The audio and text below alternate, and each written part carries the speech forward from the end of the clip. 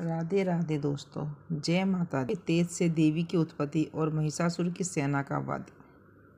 ऋषि बोले, पूर्व काल में देवताओं और असुरों में पूरे 100 साल तक संग्राम हुआ। उसमें असुरों का सेनापति महिषासुर था और देवताओं के नायक इंद्र थे। उस युद्ध में देवताओं की सेना महाबली असुरों से पराजित हो गई। संपूर्ण देवताओं को जीतकर महिषासुर इंद्र बन बैठा।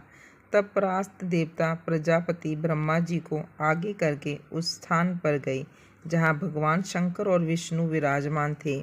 देवताओं ने महिषासुर के पराक्रम तथा अपनी पराजय का पूर्ण वृत्तांत उन दोनों देवशरों से विस्तार पूर्वक कह सुनाया। वे बोले, भगवान, महिषासुर सूर्य, इंद्र, अग्नि, यम, वरुण, वायु, चंद्रमा तथा अन्य देवताओं के भी अधिकार क्षीण कर स्वयं की सबका अधिष्ठाता बन बैठा है।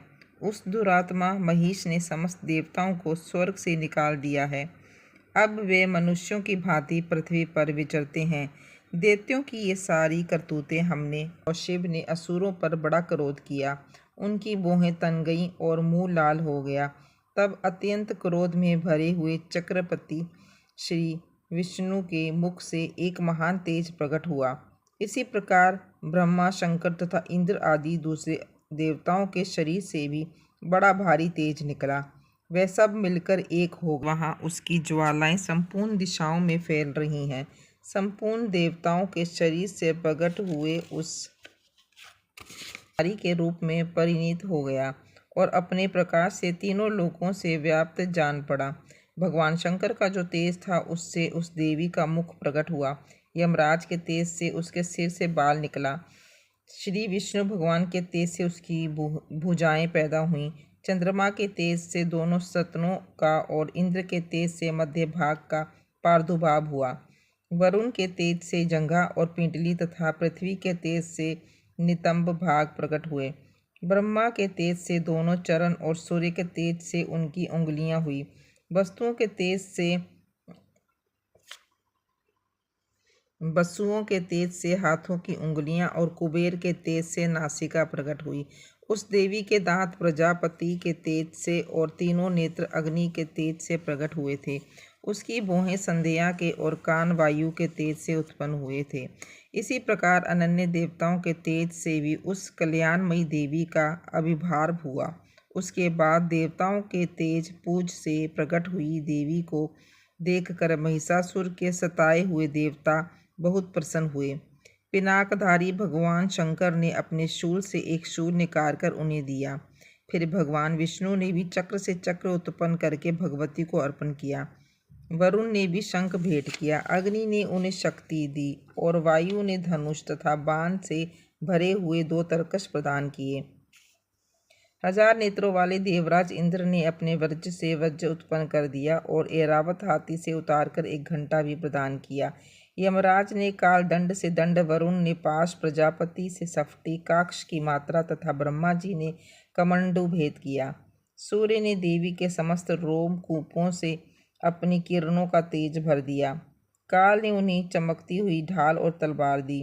क्षीर समुद्र ने उज्ज्वल हार तथा कभी न फटने वाले 2 दिव्य वस्त्र भेंट किए।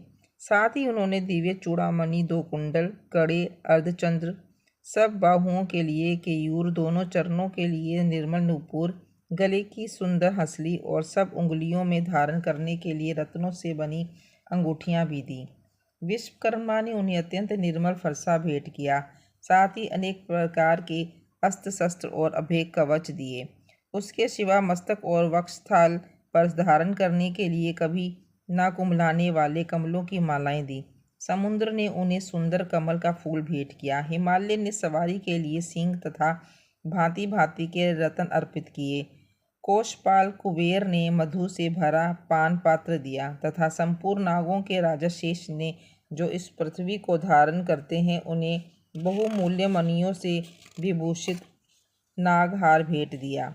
इसी प्रकार अन्य देवताओं ने भी आभूषण और अस्त्र शस्त्र देकर देवी का सम्मान किया। तब देवी ने बारंबार अट्टहास पूर्वक उच्च स्वर से गर्जना की। उनके भयंकर नाद से संपूर्ण आकाश गूंज उठा। देवी का वह अत्यंत उच्च स्वर से किया हुआ सिंहनाद कहीं समा न सका। आकाश उनके सामने छोटा प्रतीत होने लगा। उससे बड़े जोर की प्रतिध्वनि हुई, जिससे संपूर्ण विश्व में हलचल मच गई और समुद्र कांप उठे, पृथ्वी डोलने लगी और समस्त पर्वत हिलने लगे। उस समय देवताओं ने अत्यंत प्रसन्नता के साथ सिंहवाहिनी भवानी से कहा, हे देवी, तुम्हारी जय हो। साथ ही महर्षियों ने भक्ति भाव से विनम्र होकर उनका स्तवन किया। संपूर्ण त्रिलोकी को शुंभद्र देखकर असुरगण अपनी समस्त सेना को कवच आदि से सुसज्जित कर हाथों में हथियार ले सहसा उठकर खड़े हुए। उस समय महिषासुर ने बड़े क्रोध में आकर कहा, ओ, ये क्या हो रहा है? फिर वह संपूर्ण दैत्यों से घिरकर उस सिंहनाद की ओर लक्ष्य करके दौड़ा और आगे पहुंचकर उसने देवी को देखा, जो अपनी प्रभा से तीनों लोगों को प्रकाशित कर रही थी। उनके चरणों के भार से पृथ्वी दबी जा रही थी। मस्तक के मुकुट से आकाश में रेखा सी खींच रही थी तथा वे अपने धनुष की टंकार से सातों पतालों को शुंभ किए देती थी। देवी अपनी सहस्त्रों भुजाओं से संपूर्ण दिशाओं को आच्छादित करके खड़ी थी। तदंतर उनके साथ दैत्यों का युद्ध छिड़ गया। नाना प्रकार के अस्त्र शस्त्रों के प्रहारों से संपूर्ण दिशाएं चमकने लगी। चिक्षुर नामक एक असुर महिषासुर का सेना नायक था। वह देवी के साथ युद्ध करने लगा। अन्य देवताओं की चतुरंगिनी सेना साथ लेकर महाहनु नामक दैत्य भी युद्ध करने लगा। तलवार के समान तीखे रों वाला अश्लोमा नाम का महादैत्य 5 करोड़ रथी सेनाओं सहित युद्ध में आ डटा। 60 लाख रथियों में घिरा हुआ वाशकल नामक दैत्य भी युद्ध में लड़ने लगा। परिवारित दैत्य हाथी सवारों और घुड़सवारों के अनेक दलों से घिरा हुआ तथा 1 करोड़ रथियों की सेना लेकर युद्ध करने लगा। विडाल नामक असुर 5 अरब रथियों से घिर कर लोहा लेने लगा। इनके अतिरिक्त और भी हजारों महादैत्य रथ, हाथी और घोड़े की सेना साथ लेकर वहां देवी के साथ युद्ध करने लगे। स्वयं महिषासुर उस रणभूमि में कोटि कोटि सहस्त्र रथ, हाथी और घोड़े की सेना से घिरा हुआ खड़ा था। वे दैत्य देवी के साथ तोमर, मूसल, खड्ग, भिंदीपाल, शक्ति, परशु और पट्टिस आदि अस्त्र शस्त्रों का प्रहार करते हुए युद्ध कर रहे थे। कुछ दैत्यों ने उन पर शक्ति से प्रहार किया तो कुछ ने पाश फेंके तथा कुछ दूसरे दैत्यों से खड्ग प्रहार करके देवी को मार डालने का उद्योग किया। देवी ने भी क्रोध में भरकर खिलवाड़ में ही अपने अस्त्र शस्त्रों की वर्षा करते दैत्यों के वे समस्त अस्त्र शस्त्र काट डाले। उनके मुख पर परिश्रम या थकान का रचमात्र भी चिन्ह नहीं था।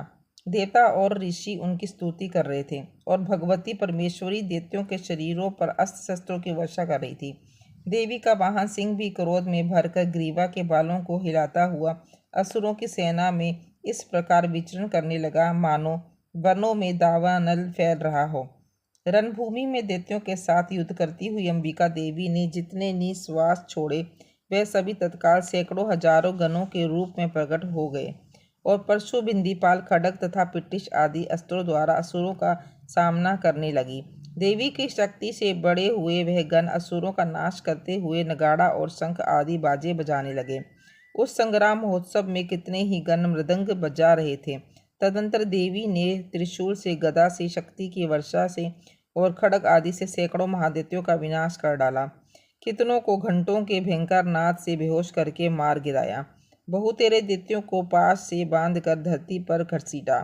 कितने ही दैत्य उनकी तीक्ष्ण तलवार की धार से 2-2 टुकड़ों में हो गए।